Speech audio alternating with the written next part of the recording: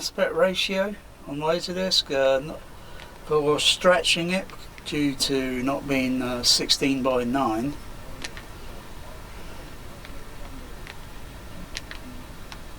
Several fitting settings an OLED has, most other TVs might have. All these variable different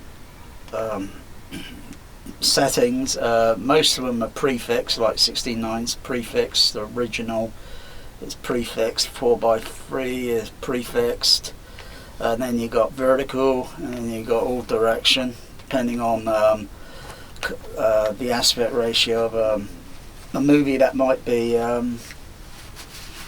scope ratio 235.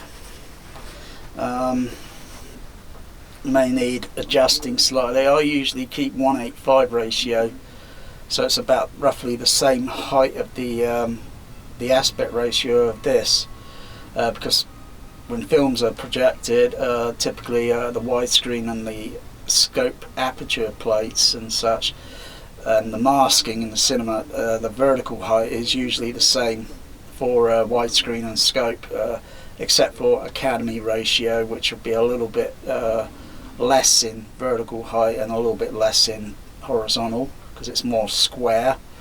If you watch Superman the movie, that shows the example of, you know, the Academy ratio, and then go into scope with a kind of post-fake kind of, you know, screen tabs and so forth, and then pretty effective.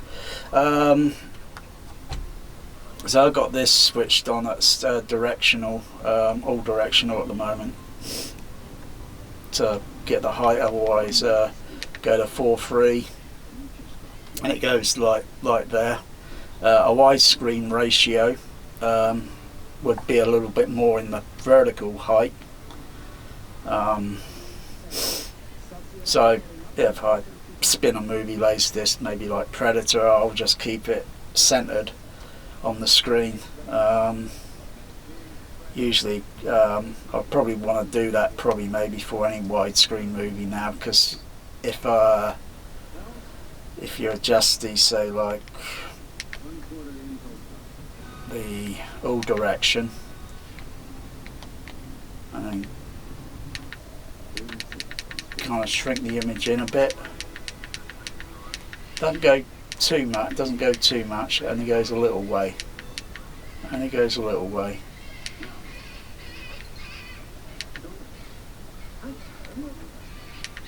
so I don't want to overscan, hang on, too much by stretching it out too wide.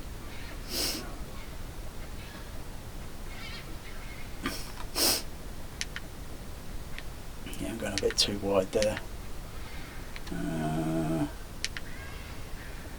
So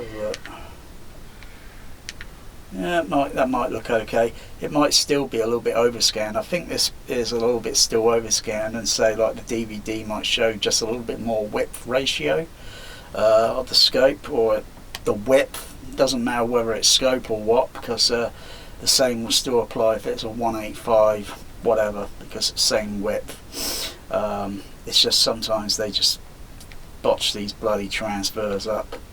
There's another setting also that I like to talk about.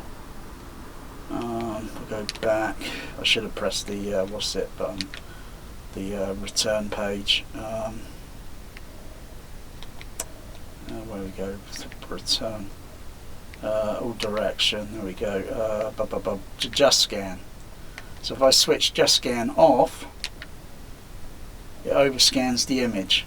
If you look to the left, the right side of the image, and you can see computer consoles up there on the set, and then do that. See, that's where it's not kind of overscanning sort of thing. So I always keep it switched to on. If I switch it to auto, it won't do anything. Well, but yeah, it does something. Don't usually do it. If I switch it to off again, yeah, switch it to off, that's it. You kind of get the idea, don't you, anyone? So it just doesn't overscan the bloody image, for crying out loud. So some TVs might have it, they might call it something else. Pretty sure when I had the Panasonic, it had something like called JustScan. When I had the Panasonic 32-inch flat screen tube, before Sooty destroyed it, and then destroyed the LG LCD, which was pretty good. It was a pretty good 39-inch, and he destroyed that. So yeah, I just keep that just scare thing switched on. Actually, the screen's a little bit pink on that image there, so if I lowered the setting there, so adjust the ISO, you go a bit too high, and then guess what, the colours go in pink. So you've got a lot of parameters to adjust, on cameras. So that's more or less that,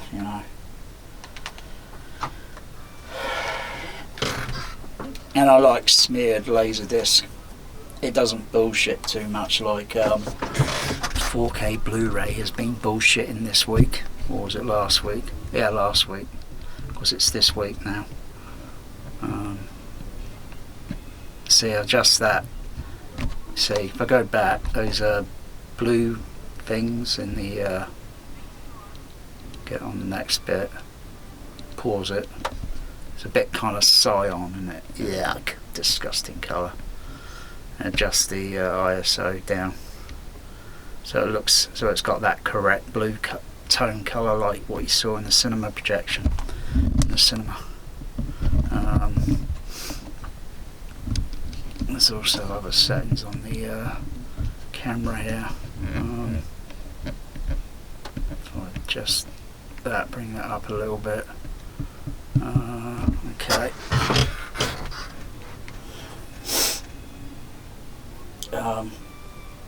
Still look a little bit too dark on the camera there, because I think this camera needs it's kind of making that colour again. It's kind of going the wrong colour there, because it's depending on where the camera angle or the contrast or the brightness on the screen on the projection.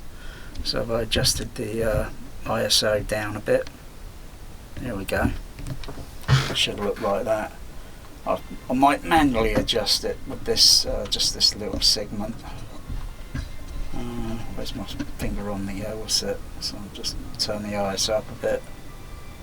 Turn it up a little bit.